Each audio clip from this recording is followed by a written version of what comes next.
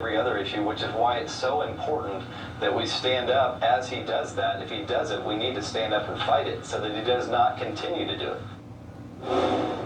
Joining me right now is former Department of Homeland Security's Acting Secretary Chad Wolf. He is currently a visiting fellow at the Heritage Foundation. And Chad, it's good to see you again. Thanks very much for being here. Good morning to you. Well, thank you for having me. So many executive orders to go through with you and overturning of yours and President Trump's policies. Give us the significance of this legal win for Texas and can pass in your judgment.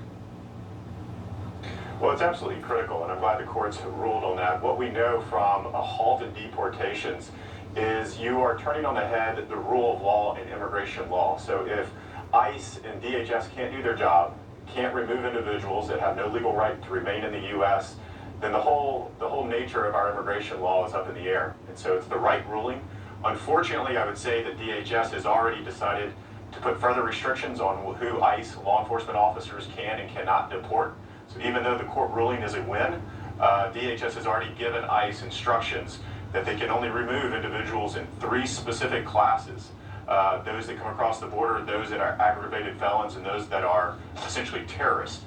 And which is very concerning. That takes off the board about 80 to maybe 90% of individuals they could legally remove out of the country. And so, again, just more concerning actions from the Biden administration. Chad, the administration also halted the border wall construction, leaving high-volume areas like the Rio Grande Valley quite vulnerable. We have a shot of the map here to show people where most of the people are coming in. I know that your colleagues have said it's 4,000 people at the border every day. What is the situation that the Border Patrol agents face on the ground? Walk us through this here.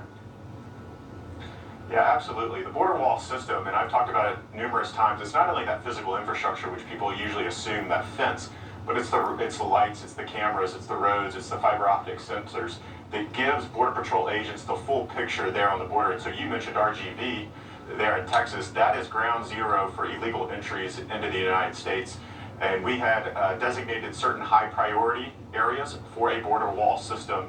And now we know that the Biden administration has stopped all construction. So it puts a further strain on the men and women of the Border Patrol to do their job. And at the end of the day, what it means is you're going to see more and more individuals coming across those areas. You mentioned about 3,500 to 4,000 a day is who Border Patrol is picking up.